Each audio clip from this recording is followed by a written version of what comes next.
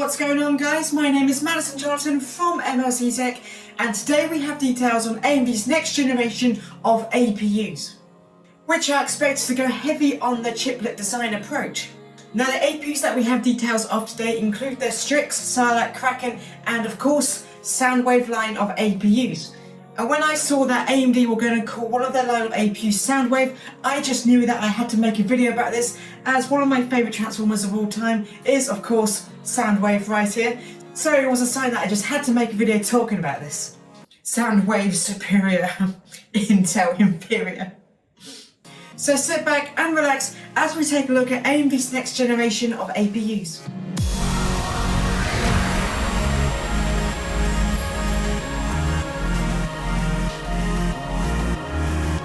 Now AMD is currently working on a range of APUs for the future of mobile platforms, but these APUs could also find their way trickling down to the desktop as well, with the most imminent next generation lineup of APUs going to be the Strix Point line of APUs. And now the Strix Point line of APUs will feature the upcoming 7.5 core architecture along with a refreshed RDNA 3.5 architecture to power the graphics side of this APU.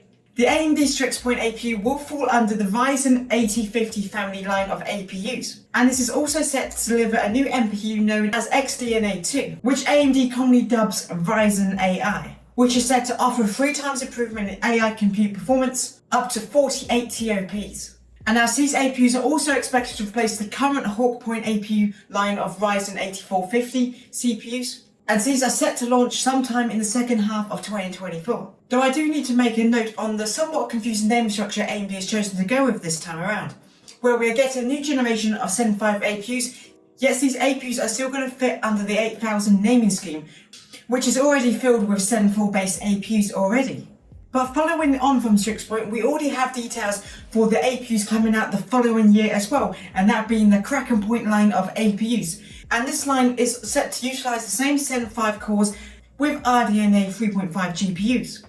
Now these chips were apparently reported to previously be designed to feature RDNA 4 cores, but the plan was dropped for some reason. The current information that we have available to us suggests that the Kraken Point APUs will utilise up to 8 Zen 5 cores in Zen 5 and Zen 5C flavours, and offer up to 8 compute units, so we're looking at a very mainstream lineup of chips. But the most interesting thing mentioned in the information we have today is that the Sarlaks and Strix Point APUs will have different I/O die configurations, and this suggests that AMD will be using a chiplet design for this line of APUs. And now AMD Strix Point APUs will come in 2 different configurations: a standard monolithic design with 12 cores and 16 compute units, and a more powerful premium version of this chip, which is set to offer a chiplet design that will offer up to 16 cores and 40 compute units. There are also currently rumours floating about that the Sarlak line of APUs could be potentially an internal codename for the premium line of the Strix Point offerings. But based on the information that we have today, that doesn't seem like it's going to be the case anymore, since the current listings that we have list both Strix and Sarlak's IOs die separately. And lastly, there is a mention of a Sound Wave line of APUs, which could be AMD's next generation line of APUs, based on an advanced process node with the latest technologies such as Zen 6 and RDNA 5. If you would like to know a little bit more about Zen 6 and RDNA 5 and the direction that AMD are taking their APUs and CPUs in, we actually did a video covering all the details around this up above here. But at the moment, little is known about the Sound Wave line of APUs, but it is listed to come out after the Kraken line of APUs, which means we could potentially see this chip launch sometime in 2026. But while the details of these new line of APUs are super cool to take a look at, it's important to note that the process node technologies listed for each of these AMD APUs are not going to be 100% accurate and could be subject to change. And in some cases, AMD could be misreporting certain key elements and details to mask their true process technologies that they're going to be using. Now Strix Point is listed in both A0 and B0 steppings, and the AMD Zen 5 core architecture as a whole is likely to be unveiled at Computex this very year. So while we don't have 100% confirmed details as of yet, we are only going to have to wait a few more months for the future of APUs to be officially confirmed and unveiled to us at home.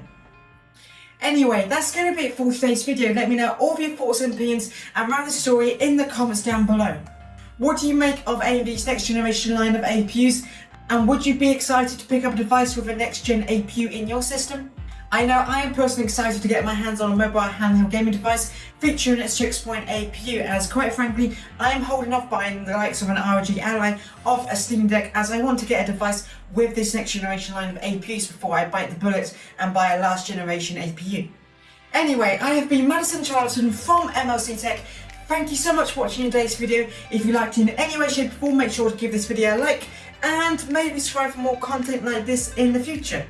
Thank you once again for watching today's video, and I hope to see you in another one soon. Goodbye for now.